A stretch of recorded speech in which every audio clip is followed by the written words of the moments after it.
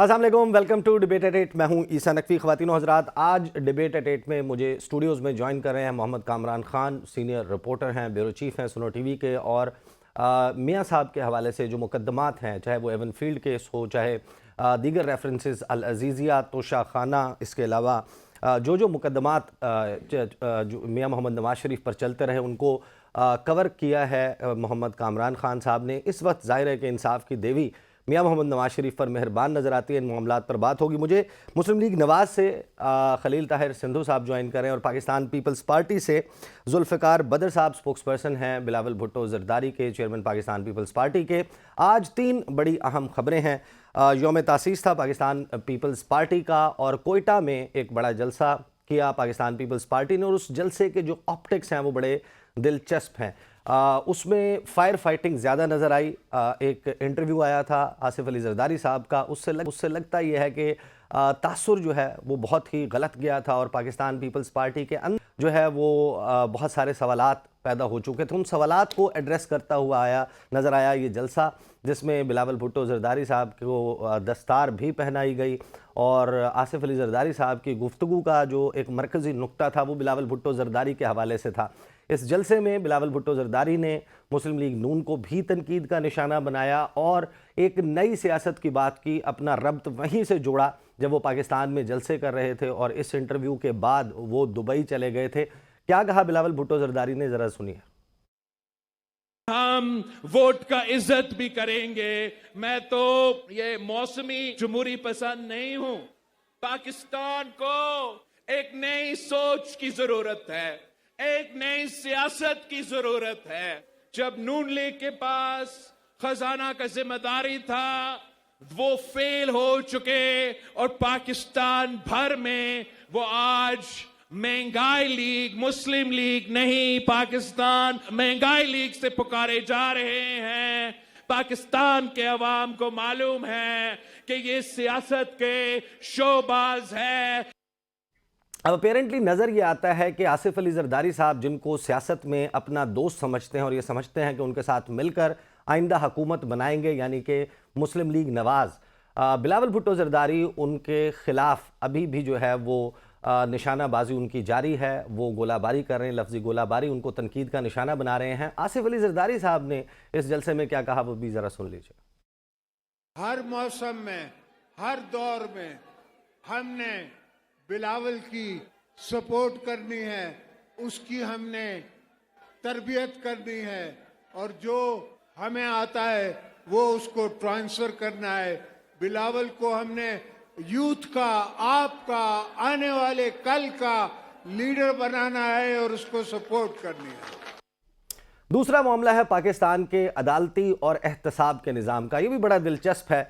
एक वक्त था पाकिस्तान का अदालती निज़ाम, एहतसाब का निज़ाम तुला हुआ नज़र आता था कि चाहे मामलात आइन और कानून के मुताबिक चलाए जाएं या ना चलाए जाएं, लेकिन किसी तरह मियाँ मोहम्मद नवाज़ शरीफ को सज़ा देनी है। और आज जब इंसाफ की देवी मियाँ मोहम्मद नवाज़ शरीफ पर मेहरबान हुई है, तब भी बहुत सारे लोग ये सवाल उठा रहे हैं कि जो ड्यू प्रोसेस ऑफ लॉ है उसको फॉलो किया जा रहा है या नहीं, कुछ डबल स्टैंडर्ड्स हैं या नहीं। और चेयरमैन तहरीक इंसाफ, जिन पर पहले इंसाफ की देवी मेहरबान थी, आज उनके ऊपर सितम ढाती हुई नज़र आती है। क्या एग्जैक्टली ऐसा ही है? एक बड़ा दिलचस्प जवाब जो है वो मियाँ मोहम्मद नवाज़ शरीफ ने आज तोशा खाना केस में अदालत में जवाब जमा करवाया है। ये सबको मालूम है कि पाकिस्तान में कवायद के मुताबिक, जवाबित के मुताबिक तोशा खाना से गाड़ी नहीं ली जा सकती। ये भी सबको मालूम है कि मियाँ मोहम्मद नवाज़ शरीफ ने गाड़ी तोशा खाना से ली। अब जो जवाब जमा करवाया है मियाँ साहब ने, वो जवाब ये है कि एहतसाब अदालत में जो जवाब जमा कराया गया उसमें कहा गया है कि कोई दस्तावेज़ मौजूद नहीं कि नवाज़ शरीफ ने तोशा खाने से कोई भी गाड़ी मांगी हो। नवाज़ शरीफ की तरफ से गाड़ी लेने का कोई मुतालबा नहीं था। अब लगता यह है कि जिस तरीके से इंसाफ की देवी मेहरबान है कि मियाँ साहब इस केस से भी बाहर निकल जाएंगे, लेकिन क्या तरीक़ाकार अपनाया जाएगा उसके लिए ये भी देखना हैरान कुन होगा। और तीसरी बड़ी और अहम खबर यह है कि पाकिस्तान तहरीक इंसाफ ने एक ख़त लिखा है गिरफ्तारियों पर चीफ़ जस्टिस ऑफ पाकिस्तान को। अब चीफ़ जस्टिस ऑफ पाकिस्तान, जिनका ह्यूमन राइट्स के हवाले से एक बड़ा स्ट्रॉन्ग मौक़िफ़ रहा है, क्या वो इस हवाले से अपनी अदालत में पाकिस्तान का सुप्रीम कोर्ट कोई किरदार अदा करता हुआ नज़र आएगा। इन तमाम मामलात के ऊपर बात करेंगे, लेकिन आगाज़ जो है वो मैं जुल्फ़िकार बदर साहब से करूँगा, जो कि तर्जुमान हैं बिलावल भुट्टो ज़रदारी।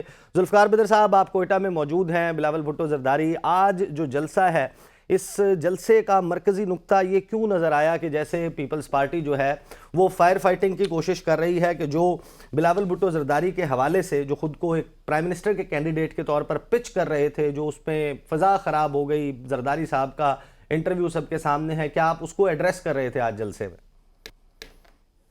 बिस्मिल्लाहिर्रहमानिर्रहीम। बहुत शुक्रिया ईसा साहब, आपने अपने प्रोग्राम में बुलाया। ऐसा हरगिज नहीं है और ना बिल्कुल ऐसा है कि हम किसी चीज की कोई फायर फाइटिंग कर रहे थे या हम किसी चीज को एड्रेस कर रहे थे। आज पाकिस्तान पीपल्स पार्टी का 56वां यौम तासीस था और पाकिस्तान पीपल्स पार्टी की लीडरशिप कोयटा में 56वां यौम तासीस जो है वो सेलिब्रेट कर रही थी कोयटा के बलूचिस्तान के अवाम के साथ। और वहाँ पे जो एक चूंकि आगे इंतखाबात का भी सिलसिला, इंतखाब बिल्कुल आया खड़ा है और एक जो सियासी गुफ्तगू होती है तो उस तरह की गुफ्तगू की। और वो जो इंटरव्यू के हवाले से कोई गुफ्तो शनीद या कोई क्यासराइयाँ चल रही थी वो सेल्फ क्रिएटेड थी, वो उसमें हकीकत कुछ नहीं था। उसमें इंसिडेंट के टाइमिंग ऐसे हो गए कि इधर जरदारी साहब का इंटरव्यू आना, इधर बिलावल साहब का बाहर जाना, फिर उनकी खाला का बाहर से आना, फिर सारी फैमिली का इकट्ठा होना। तो लोगों ने उसमें बिलावल साहब का जाने का पहले प्लान था, फिर जरदारी साहब ने पीछे फॉलो अप करना था। ये चीजें पहले से लाइंड अप थी, उनके पहले से स्केड्यूल थे, पहले से वीजे लगे हुए थे, टिकटें बुक थी, हर चीज स्केड्यूल थी। लेकिन चूंकि किसी को पता नहीं था, वो टाइमिंग ऐसी बनी कि आगे पीछे ये सारी चीजें हुई तो लोगों ने क्यासराइयाँ शुरू कर दी। और आज भी उसी क्यासराई पे कि जी अगर उस चीज को एड्रेस किया जा रहा है कि वो जो एक डिफरेंस ऑफ ओपिनियन आया था, ऐसा बिल्कुल नहीं, हरगिज नहीं है।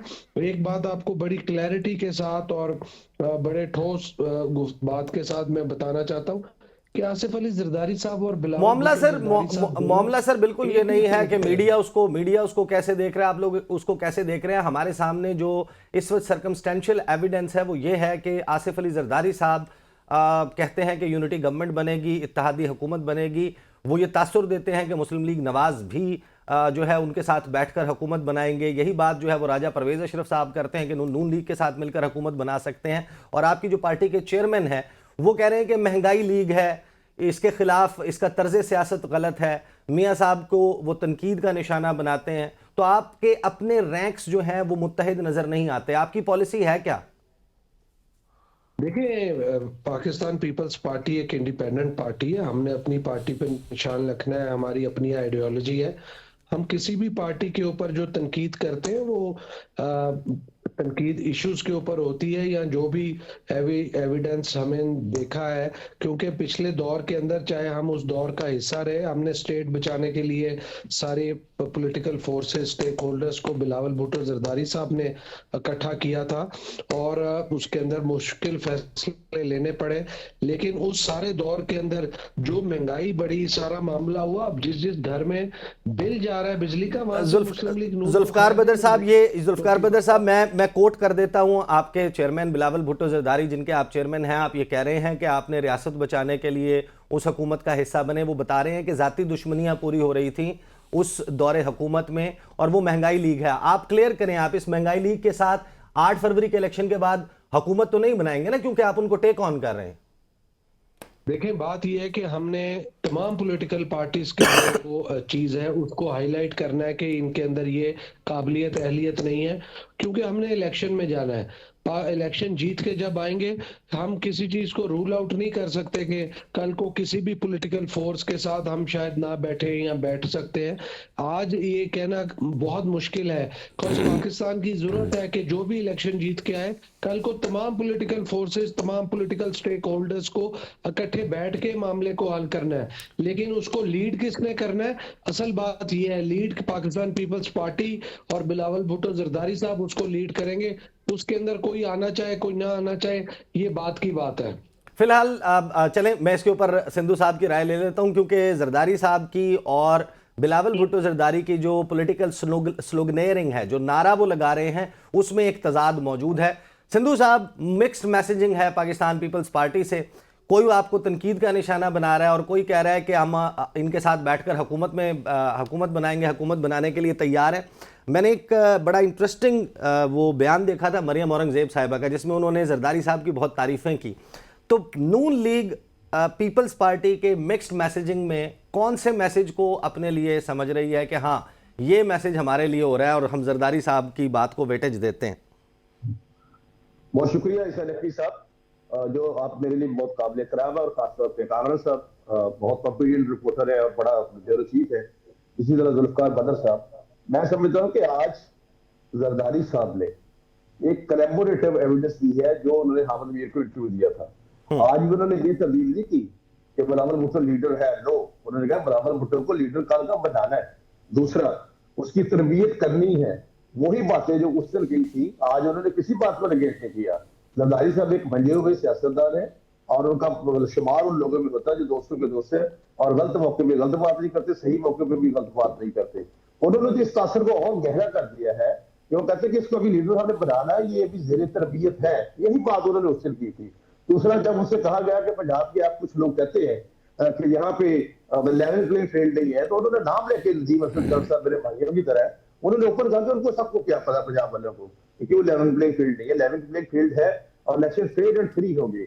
अगर हम ला की जुबान में देखें तो आज तो उन्होंने उस बात पे और मोर सबत कर दी है कि जो कुछ उनका उस दिन का वाला इंटरव्यू था, आज उन्होंने अपने खिताब में ये कह दिया कि वो ज़ेरे तरबियत है, उसको कल का लीडर बनाना है, उसका साथ देना है, इसके अलावा कोई ऐसी बात नहीं। तो आप ये समझते हैं कि जो फ्रेंडली फायर फिर बिलावल भुट्टो जरदारी की तरफ से हो रहा है, महंगाई लीग वगैरह वगैरह, इसके ऊपर जवाब ना दिया जाए, लड़ाई ना बढ़ाई जाए, असल मामला है जरदारी साहब का। जरदारी साहब क्योंकि ये सब कुछ नहीं कह रहे नून लीग के खिलाफ, लिहाजा आप लोग कंफर्टेबल हैं।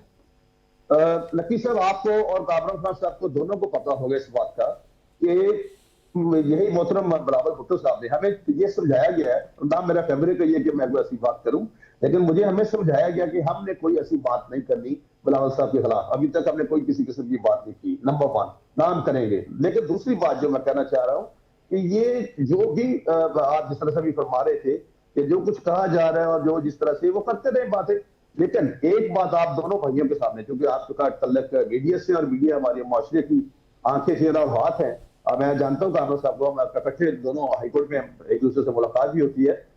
उन्होंने ये जो अपना आज बात की है, अपना सॉरी महंगाई बात वाली या दूसरी बातें, तो इनमें कोई वजन नहीं है। हम आज भी जरदारी साहब की इस बात को वजन देंगे जो उन्होंने बात की है कि बिलावल साहब को कुछ पता नहीं है, अभी वो ज़ेरे तरबियत है। और बाकी ये करेंगे बात, ज़ाहिर सियासत में उन्होंने हमारी तारीफ नहीं करनी, हमने उनकी तारीफ नहीं करनी, लेकिन हम कोई ऐसी बात नहीं करेंगे क्योंकि अभी सबसे पहला मसला जो है वो आम आदमी के जिस्म और रूह का रिश्ता बरकरार रखना जरूरी है। वो बिल्कुल दुरुस्त है। हाँ, जो मैं एक बात करना चाहता हूँ, अगर आप मुझे अलाउ कर दें, आप दोनों के पास वो स्पीच होगी। बिलावल साहब ने इसी पब्लिक असेंबली में जो रिसेंट गई है उसी में फरमाया था कि मैंने आज तक शहबाज शरीफ जैसा मेहनती और काबर और ईमानदार वज़ीर आज़म नहीं देखा। ये अभी कितनी को दे रही है, 4-5 माह हो गए, अभी निकाल ले, अभी चला लेंगे। मुझे नहीं पता बिलावल साहब उस वक्त सच कह रहे थे या नहीं, आप लोग भी कह रहे थे कि नवीद कमर बड़ा बेहतरीन वजीर है, ये हमें दे दो, हम इनका हाथ मांगते हैं। आप लोगों ने हिना रबानी खर साहिबा की भी तारीफें की, लेकिन फिर हमने देखा कि नहीं, लेकिन फिर चीनी वाले मामले पर आप लोगों ने भी तो उठा के सारा मामला उसी वजीर पर डाल दिया जिसका आप हाथ मांग रहे थे। वो ज्यादा बातें सर, इश्यूज जो होते हैं जब अपने एडमिटेड फैक्ट्स होते हैं उनको नहीं जितलाया जा सकता, वो बयान करने पड़ते हैं, क्योंकि आजकल जिस लेवल पे कौम चली गई है सब कुछ पता है मीडिया के जरिए और हर हवाले से, इसलिए हम उन चीजों को जुटला नहीं सकते। लेकिन इसका मतलब हरगिज़ ये नहीं कि हम उनकी कॉम्पिटेंस पे शक करें, वो हमने कहा था उस पर हम आज भी ठानेंगे। सही, ऐसी कोई बात नहीं। मैं आता हूँ आपके पास वापस। कामरान साहब, पाकिस्तान में सियासत बड़ी दिलचस्प है। जब भी कोई बड़ा टूर्नामेंट होता है, वर्ल्ड कप होता है, चैंपियंस ट्रॉफी होती है, इस किस्म के टूर्नामेंट्स होते हैं, उससे पहले वार्म अप मैचेस होते हैं और फिर जब असल टूर्नामेंट स्टार्ट होता है तो फिर कांटेदार मुकाबले होते हैं। अभी क्योंकि इलेक्शन शेड्यूल नहीं आया तो ये जो friendly fire, good cop bad cop, एक बंदा बड़ी ज़बरदस्त किस्म की मैसेजिंग कर रहा है पीपल्स पार्टी की तरफ से नून लीग के लिए और एक बंदा उनके खिलाफ बड़े ताबड़तोड़ हमले कर रहा है, आपको लगता है कि ये नूरा कुश्ती रहेगी, ये फ्रेंडली फाइट रहेगी, या जब इलेक्शन शेड्यूल आ जाएगा तो हमें नून लीग और पीपल्स पार्टी एक दूसरे के खिलाफ अपनी रिवायती सियासत करते हुए नजर आएंगे? देखिए, हमारी जो सियासत है, हमारे यहाँ जो सियासी कल्चर है, ये उसका हुस्न है कि कभी किसी का कोई दुश्मन होता है और वो आपको एक वक्त आता है कि जी आप उसको अपने जानी दुश्मन को जो है ना वो साथ बिठा लेते हैं, फिर उसके साथ शरीक हुकूमत भी हो जाते हैं। किसी को आपने सड़कों पे घसीटना होता है लेकिन मजबूरी होती है तो मैरिज ऑफ कन्वीनियंस करनी पड़ती है। पॉलिटिक्स में ये बड़ी आम सी बात है और हमारी पॉलिटिक्स में जो हमारा कल्चर है पॉलिटिकल, उसमें ये आम सी बात है। और वही इसी के लिए वही एक फ्रेज़ यूज़ की जाती है ना कि जी सियासत में कोई चीज़ हरफ़े आखिर नहीं होती और दरवाजे जो हैं वो सबके लिए खुले हैं। कामरान साहब, ये कोई आम बात नहीं है। लोग फॉलो करते हैं, इन लोगों को आइडियलाइज करते हैं, इन लोगों के पीछे दुश्मनियां बना लेते हैं। अब अगर कोई बंदा उसको ये मैसेजिंग मिल रही है, यानी मुझे किसने बताया कि जरदारी साहब को 10%, मिस्टर 10% कौन, किसने एक फेज आती है जब ये इस तरह की चीज़ें होती हैं, मिस्टर 10% के क्लेम जो हैं वो किए जाते हैं, लेबल किए जाते हैं और सड़कों पे घसीटने की बात होती है। एक फेज़ होती है और वो जब वो फेज़ हो जाती है, ये 16 महीने में आपको फेज़ नज़र नहीं आई ये वाली, ये सारी बातें आप भूल गए थे उस वक्त। 16, ठीक है ना। तो फेजेस देखिए, सिंधु साहब ने बड़ी अच्छी बात की थी कि ये सियासत में ये होता है और ये अभी हम देखेंगे कि भाई क्या किसका हाथ पकड़ना है, किसका हाथ मांगना है और वो मैरिज ऑफ कन्वीनियंस किसके साथ होगी। ये चीज़ें ओपन रखनी पड़ती हैं, आपको भी पता है कि सियासत में ये चीज़ें ओपन ही रखनी पड़ती हैं और जब तक इलेक्शन नहीं हो जाते उस वक्त तक तो ये मामला जो हैं वो बिल्कुल ही ओपन रहेंगे, बल्कि ओपन एंडेड रहेंगे इसे कहें तो। ये देखें, इसमें मैं यही कहूँगा कि हमारे यहाँ हमारा सियासी कल्चर है, सॉरी टू से, और इस पे पता नहीं सॉरी कहने वाली बात है भी या नहीं, इसलिए कि वो कहते हैं जब कि जी सियासत में तो ये सियासी कल के जो सियासी हरीफ हैं वो आपके सियासी हलीफ हो जाए अगर तो, और उसमें जो वो इसके ऊपर जो बुनियाद बनाई जाए कि ये किस बुनियाद पे ऐसा किया गया है कि आपका दुश्मन आपका दोस्त हो गया है, तो वहाँ पर फिर नेशनल इंटरेस्ट और कौमी तरक्की और आवाम की खिदमत और कौम की भलाई का और कौम की फलाह की बात जो है ना वो की जाए, तो दिस इज़ वेरी नॉर्मल। हमारे ये तो आपने देखा ही है। लेकिन नहीं, मेरा एज अ पाकिस्तानी एक दौर था ईसा साहब, आप भी बड़ा, मुझे याद है वो पीपल्स पार्टी के आप बड़े हामी रिपोर्टर रहे, एक दौर था। तो मैं बीट रिपोर्टर था, मैं बीट रिपोर्टर था और आपको पता है कि जब बीट रिपोर्टर होता है वो गुफ्तगू करता है, जाहिर है कि आपने तर्जुमान से बात की है, उनका मौक़िफ़ आपने रिपोर्ट करना होता है। दैट डजंट मीन कि यू आर। यही बात मैं कह रहा हूं कि आज अगर आप बीट रिपोर्टर नून लीग के होंगे तो आप वही बात करेंगे जो सिंधु साहब को अच्छी लगेगी। मैं यही बात कह रहा हूं एज ए रिपोर्टर ऑब्वियसली। चलें जुल्फकार बदर साहब से जरा इस मोहम्मे को सुलझा लेते हैं। सर ये बता दीजिएगा कि अब डबल पी जिसके सदर आसिफ अली जरदारी हैं उसकी पॉलिसी चलेगी या ट्रिपल पी जो जिसके चेयरमैन बिलावल भुट्टो जरदारी हैं उसका नजरिया चलेगा? देखिए, नजरिया पाकिस्तान पीपल्स पार्टी का, चाहे वो 3P है या 4P है, वो भुट्टो साहब वाला ही है, शहीद बीबी वाला ही है। और वो 3P हो 4P हो, जो मर्जी लीडर हो, उसने नजरिया भुट्टो साहब का ही चलाना है। बाकी ये कि जो भी पॉलिसी पार्टी की बनती है वो मुशावरत के साथ बनती है। इसमें चेयरमैन पाकिस्तान पीपल्स पार्टी जो भी पॉलिसी देते हैं वो आसिफ अली जरदारी साहब की मुशावरत के साथ देते हैं। ये जो आज जरदारी साहब ने तकरीर की है इसके अंदर उन्होंने ये भी कहा है कि हम बिलावल भुट्टो साहब को यंगेस्ट प्राइम मिनिस्टर भी बनाएंगे और ताकि वो आके अवाम की खिदमत कर सके, अपने नाना का वालदा का नाम रोशन कर सके। तो हम तो पार्टी की लाइन तो बिल्कुल सीधी है। अगर उसके अंदर कोई एक आधी चीज प्लस माइनस होती है, इसमें बिल्कुल ऐसा तासुर नहीं लेना चाहिए कि किसी की पार्टी की 3P की लाइन और है या 4P की लाइन और है। ये दोनों एक ही पार्टी हैं और मदर पार्टी जो है वो 3P है। और सर नजरिए की आप बात कर रहे हैं, नजरिया तो यह है कि ताकत का, आप कहते हैं कि ताकत का सरचश्मा अवाम है। ये है पाकिस्तान पीपल्स पार्टी का वो नजरिया जो वो पेडल करते हैं अपने हर जलसे में, हर इंटरव्यू में, हर पब्लिक गैदरिंग में आप ये बात करते हैं। जबकि डबल पी जो आसिफ अली जरदारी साहब की है वो है मफाहमत वाली, वो है पॉलिटिकल कॉम्प्रोमाइज़ वाली। आपने अभी नोटिफिकेशन एक जारी किया, कमेटियां बनाई हैं, वो सीजन जिसमें सियासतदान ने अवाम से रब्ता करना होता है, आपने वो कमेटियां बना दी हैं कि दीगर सियासी शख्सियात से रब्ते करें। तो प्रिवेल करती नजर आ रही है डबल पी दीगर सियासी जमातों से। जी आप अवाम से रब्ता करने का वक्त है, अवाम से रब्ता करने का वक्त है। आप पॉलिटिकल पर्सनालिटीज से रब्ते करने जा रहे हैं, तो ताकत का सरचश्मा यानी कि अब हमें यह समझ लेना चाहिए कि अवाम नहीं है, बल्कि दीगर ड्राइंग रूम्स में बैठे हुए बाकी सियासतदान हैं? नहीं, ऐसा नहीं है। पाकिस्तान पीपल्स पार्टी अवाम के साथ भी राब्ते में है और दूसरी दीगर सियासी जमातों और उनकी कायदीन के साथ भी राब्ते में रहेगी, क्योंकि सियासत एक ऐसी चीज है जिसके अंदर कोई भी विंडो बंद नहीं की जाती, तमाम दरवाजे खुले रखे जाते हैं और सियासत में लचक रखी जाती है। आपकी जो मर्जी नजरिया हो, आपके सियासी मुखालफिन जो मर्जी नजरिया रखते हो, लेकिन आपने सियासी मुखालफिन से डायलॉग का दरवाजा कभी बंद नहीं करना।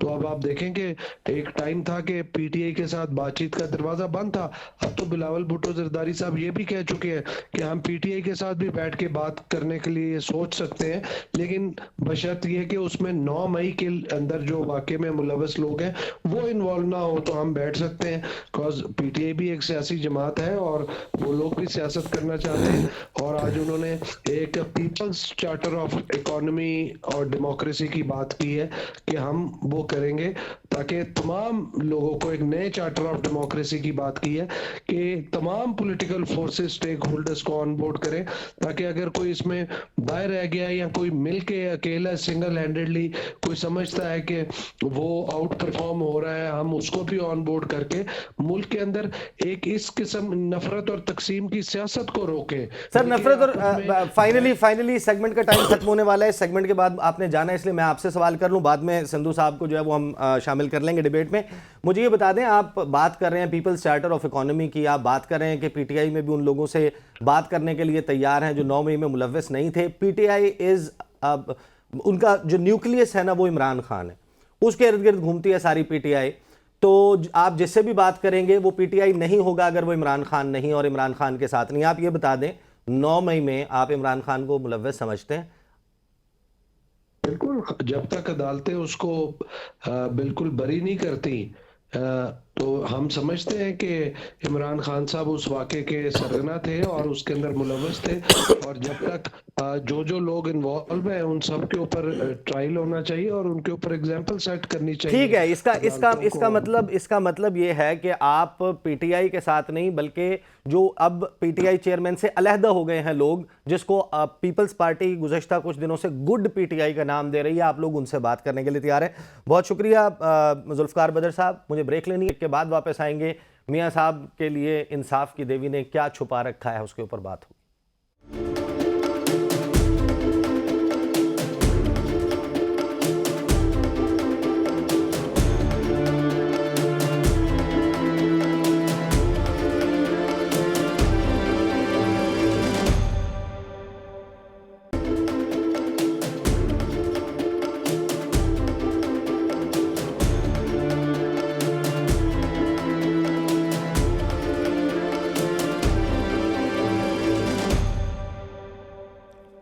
Welcome back after the break. Kamran Khan साहब, आपने मियां साहब के ऊपर जितने मुकदमात थे जब वो चलाए जा रहे थे, दस्तावेज़ात जो है वो हथेलियों के ऊपर भर के लाई जाती थी, इंक्लूडिंग वॉल्यूम 10, वहाँ से दस्तावेज़ात आ गई हैं, वहाँ से सबूत आ गए हैं। पाकिस्तान की तारीख़ का करप्ट तरीन लीडर है, पाकिस्तान की जड़ों को, बुनियादों को खोखला करने वाला लीडर है। क्या हुआ? देखिए नकवी साहब, जैसे सियासत में हालात चेंज होते हैं ना, इसी तरीके से अमूमी तौर पर अदालत में भी हालात चेंज हो जाते हैं। अदालत ना कहें तो यूँ कह लेंगे जो प्रोसिक्यूटर्स हैं ना वो भी चेंज हो जाते हैं। इसमें अब ये नैब इदारा था, इसमें आपने वो वॉल्यूम 10 का जिक्र आया और वो आया, एक व्हाट्सएप मैसेज का भी आपको याद होगा कि व्हाट्सएप के ऊपर जो एक नॉमिनेशन हुई थी, तो वो उसमें भी आपको याद होगा ना, वो व्हाट्सएप के ऊपर जो है वो किसी को नामजद कर दिया गया था। बात ये है, वेल्थ मौजूद है। बात ये है जी कि बात यह है कि ये जो हमारा ये किसने बनाए थे केस, ये सारे 3 रेफरेंसेस ये किसने बनाए थे, और ये पनामा केस जो था ये किसका था? 3 रेफरेंसेस नैब ने बनाए थे। ठीक है सर, प्रोसिक्यूटर जो है, प्रोसिक्यूशन एजेंसी जो है वो नैब थी। ठीक है, नैब के मुतालिक तो आप मतलब है खुद आपने भी प्रोग्राम किए हुए हैं और हमने अदालतों में भी देखा हुआ है, यही अदालतें हैं जो नैब के जो है ना वो करता धरताओं को बुला के उनको कहती है कि भाई ये कर क्या रहे हैं, बंद करो इसको। असम्बलियाँ आपकी हर दौर में, पीपल्स पार्टी के दौर में भी और इवन नून लीग के दौर में भी इस बात पर मुत्तफिक हो चुकी हैं कि जी ये एहतसाबी अदारा जो है ये एहतसाब करने के लिए नहीं है, बल्कि ये तो पोलिटिकल विक्टिमाइजेशन के लिए और आर्म ट्विस्टिंग के लिए इस्तेमाल होता है। ये चीज़ें ऑन द रिकॉर्ड मौजूद हैं। मैं आसमा जहांगीर साहिबा मरहुमा, अल्लाह उनकी मगफरत करे, मुझे याद है वो कहा करती थी कि जी नैब की तारीफ़ ये है कि चोर पकड़ो तो भागते चोर की लंगोटी सही, और अगर चोर अपना है तो लंगोटी भी उसकी। तो ये इस किस्म की ये चीज़ें हैं, ये रेपुटेशन है नैब की ना। तो उस वक्त भी नैब था जनाब, लेकिन वो उस वक्त नैब की थ्योरी जो है वो कुछ और थी। अब जो है आज हालात तब्दील होने के साथ जो है वो नैब वो किसी और जो है वो अब उसका बिल्कुल 180 डिग्री का चैलेंज है। जो अब हाल ये है कि आपको पता है कि कल जब मियां साहब को वो किया गया, एग्जोनरेट किया गया इस केस में, तो उस वक्त जब ये केस शुरू हुआ था, अपील शुरू हुई थी, उनसे पूछा गया था नैब के प्रोसिक्यूटर से कि जी आप कितना टाइम लेंगे अपने दलाइल के लिए डिफेंड करने। उन्होंने कहा जी 2 घंटे मुझे चाहिए होंगे। जब कल उनकी बारी आई तो 1 मिनट से ज़्यादा उन्होंने आर्गू नहीं किया केस अपना। उन्होंने कहा कि जी ये जो है अमजद परवेज़ हैं, इन्होंने ये बातें की हैं इतनी सारी, अदालत ने पूछा। उन्होंने कहा कि जी ठीक है, की हैं उन्होंने बातें, ठीक ही की होंगी। उन्होंने कहा जी वो अपील आई हुई है आपकी, आपने वो अपील की हुई है, कहते वो हम वापस ले लेते हैं। अदालत ने कहा जी केस ख़त्म करो फिर जनाब जी, अब मतलब है मुकाओ। ये तो मैं कहता हूँ अदालत ने ज़्यादा काम केस को आगे तक बढ़ाया है। अदरवाइज़ जब मियाँ साहब वापस आ रहे थे, आपको याद होगा, सरेंडर करने के लिए कोर्ट में, उस वक्त भी नैब से ये पूछा गया था ना कि जी आपको इनकी गिरफ्तारी मतलूब है, आपके मुलजिम हैं ये, आपने इनको इन्वेस्टिगेट करना है, आप बताइए कि आपको इनकी गिरफ्तारी चाहिए। उन्होंने कहा नहीं, कतई तौर पर हमें गिरफ्तारी नहीं चाहिए, हम लिख के देने को तैयार हैं। तो वही नैब है जिसने बाकायदा वो जॉइंट इन्वेस्टिगेशन टीम जो है वो बनी थी, और उस बुनियाद पर फिर आपको पता है कि जी वो जो रिपोर्ट आई थी और जॉइंट इन्वेस्टिगेशन टीम की। संधू साहब मुझे ये बताइए, आप मियां साहब के साथ कल मौजूद भी थे, आप लोग बार बार ये कहते रहे कि नैब जो है वो पॉलिटिकल आर्म ट्विस्टिंग के लिए एक पॉलिटिकल टूल के तौर पर इस्तेमाल होता है। हम आपकी इस बात से एग्री करते हैं। हम ये कैसे मान लें कि आज नैब जो है वो पाकिस्तान तहरीक इंसाफ या उसके चेयरमैन के खिलाफ एक पॉलिटिकल टूल के तौर पर इस्तेमाल नहीं हो रहा? बहुत शुक्रिया नकवी साहब, जो कामरान साहब ने फरमाया बिल्कुल दुरुस्त फरमाया है इस हवाले से कि ये जो विक्टिमाइजेशन है ये हर दौर में रही है, चाहे किसी ने भी दी है। मैं ओपनली बात कर रहा हूँ, मुझे इस बात पर कोई नहीं कि मैं मतलब ये, लेकिन ये मेरा पर्सनल तजरिया है। मैं समझता हूँ कि इस नैब के अदारे को बिल्कुल खत्म कर देना चाहिए, और जो मुतलका अदारे हैं जिनके पास ये केसेस जाते हैं उनके पास आम रूटीन में केस जाए। वरना ये अदारा जो है और सिर्फ सियासतदानों को, मतलब जो भी जिस तरह से काम होता है, मैं शायद बहुत खुल के ना बात कर सकूं, लेकिन जो करवाता है वट एवर जो भी होता है, लेकिन इस अदारे को, अगर कामरान साहब को पता होगा, नैब ने कल एक और भी बयान दिया। सर ज्यादा खुल के बात मत कीजिएगा, केस खुल जाएंगे। कोई बात नहीं, मैं ऐसा है ही नहीं। सिद्धू साहब मुतमईन है नकवी साहब। मेरे पास फुंदामल जानता है। अच्छा, दूसरी बात, ये शुक्र है अभी सिर्फ वीडियो आउट हुई है, इसमें तो ऑडियो भी वो कहते हैं और लाइन कट गई। नहीं, नैब ने तो ये भी कहा कि सुप्रीम कोर्ट के हुक्म पे हमने रेफरेंस बना दिया जी, उनका हुक्म था, ये भी कल कहा है। तो इसलिए ये तो नैब के खिलाफ कार्रवाई होनी चाहिए कि क्या मतलब, अगर आप उस वक्त ठीक थे, आप ठीक है, व्हाटएवर। लेकिन मैं आपको बता, नहीं तो आप ऐसा पार्टी कमिट करें, आप ऐसा देखें। मैंने कल भी प्रोग्राम में ये बात की, संधू साहब के एक डॉन लीक्स आई थी। अब डॉन लीक्स में क्या हुआ कि बताया कि जनाब गद्दार वतन है तारिक फातमी, और तारिक फातमी ने ये कर दिया, वो कर दिया, फलां फलां ने ये कर दिया। तारिक फातमी को जनाब बर्खास्त, हटा दिया और रेड लाइन खिंच गई। फिर Tariq Fatmi special assistant to the prime minister बन गए।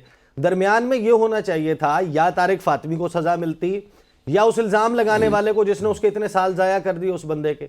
इसी तरह मियाँ साहब जो हैं, अगर वो बिल्कुल मासूम थे, तमाम सियासी बुनियाद पर मुकदमात थे, 2017 से 2023 तक 6 साल गुजरे हैं, आप ये कह के कि हमने मामला अल्लाह पर छोड़ दिया, तो ये तो फिर आपने विशेष साइकिल जो है उसको ख़त्म नहीं किया। हम एक दायरे का सफ़र कर रहे हैं, हम इसी में रहेंगे, नहीं निकलेंगे इससे बाहर। आप कमिट करें कि आप इसके ऊपर कार्रवाई करेंगे। नकीश साहब देखिए, दायरों में सफर तो ज़ाहिर करना पड़ता है लोगों को, हम भी करते हैं, आप भी करते हैं।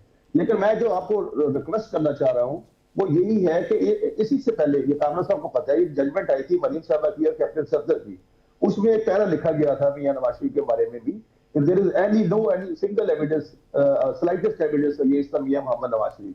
तो वो जो रूल ऑफ कंसिस्टेंसी है वो भी उस पर लागू होता था हमारे इस केस पे। नंबर 2, एक चीज जो 2017 में जब रोटी 2 रुपए की थी, फिर 20 रुपए की हुई, और जो अमेरिका साका जो थे अपना चेयरमैन पीटीआई के, वो कहते थे अमेरिका में बैठ के, जहाँ पे लोग बातें ऐसी नहीं करते किसी दूसरे मुल्क में जाके, कि मैं जाके सीधा रहूंगा, मैं किसी से हाथ नहीं मिलाऊंगा, मैं ये नहीं करूंगा। अब जो मौका है उससे भी मियां साहब ने यही फरमाया है जिस दिन आए थे क्योंकि वही सब खुशहाली के पैगंबर है, मैं आपको यकीन से कह रहा हूँ। अब मौका ये है कि पहले इन इदारों से जो भी लड़ाइयाँ छड़ाइयाँ इनको खत्म किया जाए, और फिर सबसे पहले आम आदमी की जो जिंदगी है खुदा जानता है, जिस तरह से भी फरमा रहे कामरान खान, आम आदमी का जीना बहुत दो बार हो चुका है, बहुत मुश्किल है। सबसे पहले सारे मिलकर, सब तो अपनी अपनी लिमिट में रहे और सब मिलकर आम आदमी की जिंदगी के बारे में कुछ सोचे। सियासत को दुश्मनी नहीं है, एनमिटी नहीं होती। मैं जाती तौर पर मेरा ये नजरिया ये है। सर, अगर कि मैं आपको ये कह सकता हूं कि देखें, अभी कामरान खान साहब ने कहा मैरिज ऑफ कन्वीनियंस, ये शादी जब हो जाती है ना, उसके बाद एक हनीमून पीरियड होता है। जब हनीमून पीरियड ओवर होता है तो लड़ाइयाँ शुरू होती हैं। अगर आज आप इन सवालों को एड्रेस किए बगैर आगे चलेंगे, जब आपका हनीमून पीरियड ओवर होगा, यही विशेष साइकिल है, ये आपके खिलाफ शुरू होगा। ये मैं आपको आज बता रहा हूँ, तारीख वक्त नोट कर लें, उस वक्त बिठा के मैं आपसे बात कर लूंगा जब आपके खिलाफ इस पर कार्रवाई शुरू होगी। You have to address these questions. देखिए जी, 8 फरवरी के बाद, जब जो 9 फरवरी का दिन चढ़ेगा, उसके बाद ये इश्यूज भी एड्रेस होंगे, सारा कुछ होगा। लेकिन सबसे पहले कॉमन मैन की बात होगी, यकीन कर लिया, मैं मतमस्त घराने से ताल्लुक रखता हूँ, लोगों का जीना बहुत मुश्किल है, खुदा जानता है। लोग असमत फरोशी भी उतर आए हैं, लोग छत का जो लेंटर है वो बेच के ऊपर वाली का अपने बिल अदा करते हैं। सबसे पहले इन बातों को हमें एड्रेस करना पड़ेगा। जब अगर मुल्क है, पाकिस्तान है, तो हम सबका वजूद भी है, और हर अदारे को जो उसमें हम भी है, लेकिन सियासतदान ही को हमेशा यहाँ पे मोदी इल्जाम ठहराया जाता है। बहुत सारी और चीजें भी है। अभी हम इन सबको मिलकर अपने अपनी डिबेट में भी रहे और मिलकर एक लाए अमल तैयार करें, ताकि जो कॉमन मैन सबसे पहले यार उसकी जिंदगी तो नकवी साहब चेंज करें। मिलकर ही तो नया अमल तैयार नहीं हो रहा। कामरान खान साहब कुछ कहना चाह रहे हैं? आप ही की सुनो साहब, बिल्कुल आप ही की बात को आगे बढ़ा रहा हूं कि जब ये अभी मामला चल रहा था और ये 16 महीने वाला जो हनीमून पीरियड था वो चल रहा था, तो उस वक्त मरियम नवाज साहिबा ने बाकायदा तौर पर एक पब्लिक रैली में ये बात की थी कि जी जब तक तराजू के पलड़े बराबर नहीं हो जाते तो हमें किसी मतलब है कि वो नवाज शरीफ की वापसी, होगा, फिर इंतखाब होगा, पहले दूध का दूध, पानी का पानी होगा, फिर पहले 200 पेशियां होंगी, फिर इंतखाब होगा। तराजू की जो पलड़े वाली बात की, तो ये सिर्फ अदलिया स्पेसिफिक नहीं थी। उसकी एक कॉनोटेशन तो ये थी कि जी हाँ जी, तराजू के पलड़े यानी अदलिया ने अगर हमारे साथ ज्यादती की या वो ये समझते हैं ज्यादती हुई है तो अदलिया उसको रेक्टिफाई करे, ठीक है, वहां तराजू के पलड़े बराबर हो। फिर वो लेवल प्लेइंग फील्ड मांग रही थी कि जी जिस तरह से वो था पहले उनके साथ ज्यादती हुई, अब वो लेवल प्लेइंग फील्ड उनको मिलनी चाहिए। और तीसरी बड़ी इंपॉर्टेंट वो ये कह रहे हैं कि जी तराजू के पलड़े खाली बराबर नहीं होने चाहिए। अब जिसने हमारा पलड़ा जो है वो ऊपर किया था, अब हमारा पलड़ा नीचे हो और दूसरी साइड का पलड़ा जो है वो खाली हो, ऊपर हो। यानी यही वाला विशियस सर्कल जो है जिसके तहत अब आप देख रहे हैं कि पीटीआई चेयरमैन जो हैं वो उसके अंदर हैं और मियां साहब जो हैं वो अदालतों में सरखरू हो रहे हैं।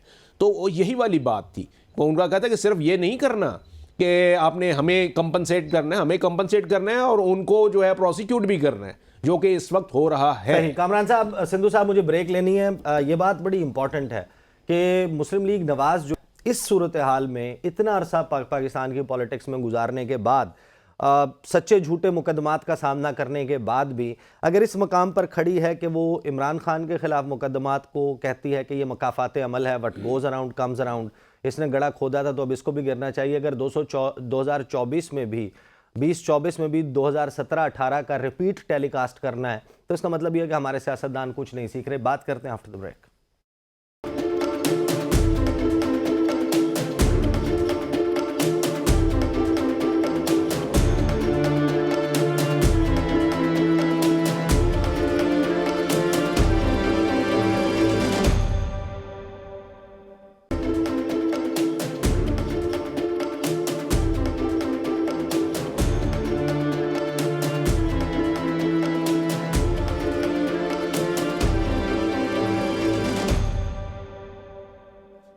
Welcome back after the break. Kamran Khan साहब इंसाफ की देवी मेहरबान है, मियाँ साहब के केसेस जो हैं वो एक एक करके उड़ना शुरू हो गए हैं। मुझे ये बताइए ये केसेस ख़त्म हो रहे हैं, 12 सबूत इस पर है, 12 सबूत उस पर है, सब कुछ इन सारी बातों को सामने रखते हुए क्या मियाँ साहब के पास अनएक्सप्लेन्ड वेल्थ और एसेट्स हैं? देखें हैं भी तो उसको प्रूफ करना होगा ना। अदालत देखें, अदालत को आप 100% ब्लेम नहीं दे सकते कि ये अदालत कुछ कर रही है, जो भी उस पर आएगा। अच्छा, इसमें एक और चीज़ है जो मैं वो कोट करना चाहता हूँ। इंसाफ की देवी आपने आज बड़ी याद कराई प्रोग्राम में। इंसाफ की देवी की ना आंखें बंद हैं, पट्टी बंदी भी होती है ना, वो इसीलिए बंदी भी होती है कि जी वो देख ना सके कि कौन उसका रिश्तेदार है, सामने कौन है, और बस वो इंसाफ करे। हमारे यहाँ जो इंसाफ की देवी है ना, वो उसकी आंखों पे पट्टी ज़रूर बंधी हुई है, लेकिन वो देख रही होती है। वो देख रही होती है कि जी इस वक्त कटहरे में कौन है, किसको क्या करना है और किसको नहीं। मतलब सॉरी टू से ये फैक्चुअल पोजीशन है हमारे यहाँ। हम नहीं कह सकते कि हमारे इंसाफ की देवी जो है मुकम्मल तौर पर अंधी है और वो बगैर किसी तखसीस के और बगैर डिस्क्रिमिनेशन के इंसाफ करती है। इसका मतलब ये है वो जज जिसकी पूरी जो करियर है एज ए जज वो ह्यूमन राइट्स के हवाले से बड़ा स्ट्रॉन्ग रहा है, जब वो चीफ जस्टिस बन गए हैं उनको एक खत लिखा गया है जो पीटीआई की तरफ से, he'll stay silent.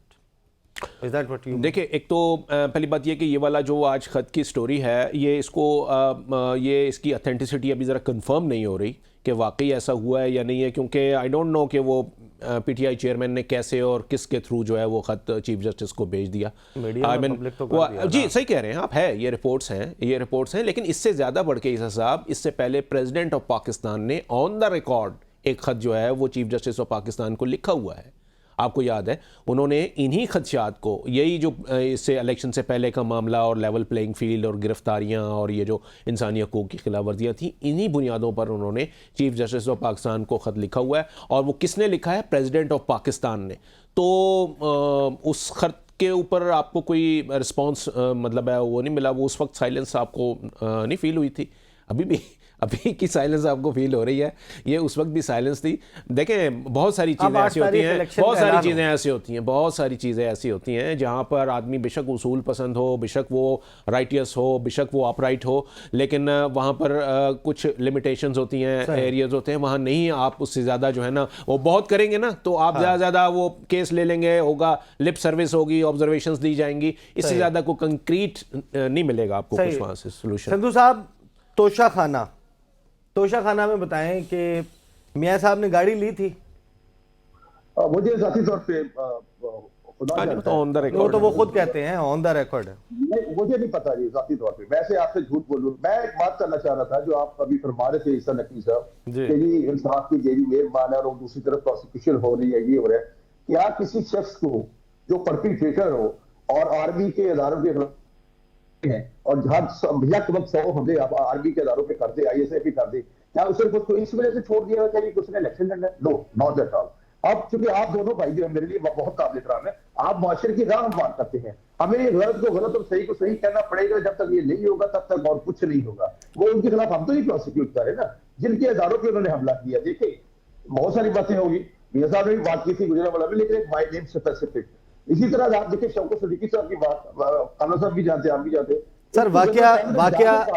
सर वाकया 9 मई को हुआ, इमरान खान तहवील में थे, उसके बाद दोबारा गिरफ्तार हैं। पाकिस्तान में कानून मौजूद है, आग लगाने की एक सज़ा है, जलाओ गिराओ की एक सज़ा है, तोड़फोड़ की एक सज़ा है, कार्य सरकार में मुदाखलत की एक सज़ा है, सरकारी अमलाक को नुकसान पहुंचाने की एक सज़ा है। जिसके खिलाफ एविडेंस मौजूद है उसको कानून के मुताबिक इतनी सख्त सजा दी जाए कि एग्जाम्पल सेट हो, आइंदा कोई ना करे। Having said that, चलें आप एक्सप्लेन कर दें। There is a आइन की उसकी पाकिस्तान पीनल कोड की दफा है 34, चौथी कॉमन इंटेंशन नंबर 1। दूसरा, ये जरूरी नहीं कि वो आदमी की प्रेजेंस वहां पे मौजूद हो जो सारा कुछ करवा रहा है। उसका जो आपने रेफरेंस टू कॉन्टेक्स्ट देखना है। नहीं, मैं वही कह रहा हूँ सर। आप मेरी एक सेकंड मेरी बात सुन लीजिएगा। खान साहब के साथ भी अगर उनका सुन लीजिए ना, अगर उनका कनेक्शन मौजूद है, खान साहब के साथ भी, और उसको कोर्ट ऑफ लॉ में प्रूव भी किया जा सकता है, उसके हवाले से इनफ सर्कमस्टेंशियल और दीगर एविडेंस शवाहिद मौजूद हैं जिसमें कानून के तहत उनको सजा दी जा सकती है। तो 9 मई से अब तक दिसंबर का आगाज होने वाला है, सजा दे दी जाए। अब वो जब पेश होगी, आप देखिए, ये आजम खान का बयान 164 का है, और अभी मैं नाम तो नहीं ले सकता, लेकिन बहुत बड़ी शख्सियत जब रिटायर हो जाएगी ना, अभी बहुत जल्द खत्म हो जाएगा उनका ओहदा, तो वो भी इसके खिलाफ अप्रूवल बनी है, वादा माफुआ बनेगी। और आप देखते जाइए ये किस तरीके से सारा सिलसिला चल रहा है। ये जरा एक्सप्लेन, अस्करी शख्सियत है कोई वो? अच्छा, ये कौन शख्सियत हैं जो रिटायर होने वाली हैं और वादा माफ गवाह बन जाएंगी? एस्टैब्लिशमेंट से नहीं है, बाकी मैं आपको बता देता हूँ, बाकी मैं बता सकता हूँ। नहीं, कुछ थोड़ा सा हिंट तो मैं बता देता हूँ यार, इसमें क्या होगा। वो शख्सियत है जो पहले काजी फाजिल साहब के खिलाफ रेफरेंस लिख के भेजते थे, अब उनको लिख के भेज देंगे, लेवल प्लेइंग फील्ड में मिलनी चाहिए। जो सदर किनकी बात कर रहे हैं? अभी भी क्लियर नहीं हुआ रेफरेंस। सिंधु साहब को एक आधा छोटा सा क्लू और दीजिए, फिर हम ये सदर मुमलिकत की बात कर रहे हैं। जी मैं कर रहा हूँ। आप सदर मुमलिकत के कह रहे हैं कि वो वादा माफ गवाह बनने वाले हैं इमरान खान के खिलाफ। वो तो तकरीबन बन चुके हो काजी। रेफरेंस ये जो था यही बहुत बड़ी एविडेंस है कि ये रेफरेंस मैं नहीं भेजना चाहता था सुप्रीम कोर्ट के चीफ जस्टिस के जज के खिलाफ। ये तो मुझे इमरान खान साहब ने भेजा, तो मैंने भेजा, मेरा तो उसमें कोई रोल ही नहीं है।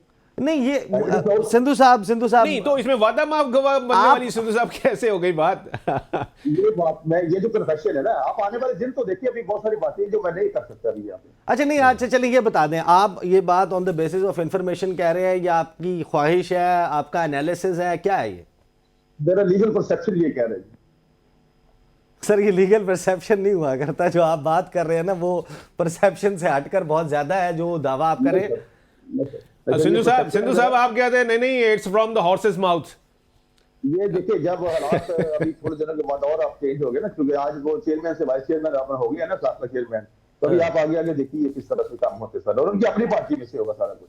सही। अच्छा ये जरा बता दीजिए कि नहीं वैसे इसमें एक बात मैं करता चलूं कि ये इस किस्म की तो वाइब्स आ रही हैं और इंडिकेशंस भी आ रही हैं कि जो पीटीआई चेयरमैन हैं, आजकल के जो चेयरमैन हैं, वो अपने प्रेसिडेंट साहब से खुश नहीं हैं बिल्कुल भी, और वो यानी कि उनसे जो एक पहले फ्रीक्वेंसी थी या केमिस्ट्री थी वो उस तरह की नहीं है। मतलब है हालांकि कोई मुलाकात वगैरह तो ज़ाहिर इतने अरसे में नहीं हुई है, लेकिन यह है कि वो जो कुछ सोचा जा रहा है, जो perception is bigger than reality ना, वही वाली बात है। तो वो जो परसेप्शन उनकी इस बात में, सिंधु साहब की बात में सदाकत नज़र आती है। नहीं वो परसेप्शन नहीं शेयर करे, जिस तरह उन्होंने बात की है मेरा ख्याल है वो उसकी जुज़ियात में नहीं जाना चाहते, वो परसेप्शन या अपनी राय का इजहार नहीं कर रहे। कहीं ना कहीं उनके पास कुछ ना कुछ ऐसा मेरे ख्याल में मुझे लगता है कि उनके पास मौजूद है, अदरवाइज इतनी बड़ी बात। सिंधु साहब आखिरी मिनट रह गया, मुझे ये बता दें, आप भी कोई पार्लिमानी बोर्ड में हैं, कोई टिकटों शिकटों के अलॉटमेंट का मामला चल रहा है और आप उधर टिकटों के मामले को देख रहे हैं, जनूबी पंजाब जहाँ ये चल रहा है कि सीट एडजस्टमेंट हो सकती है, गालिबन इस तरह का आप टिकट दे रहे हैं या सीट एडजस्टमेंट कर रहे हैं? मेरे से ये बात ज्यादा बड़ी है, मैं छोटा इंसान हूँ, हाँ इसी एडजस्टमेंट वाली।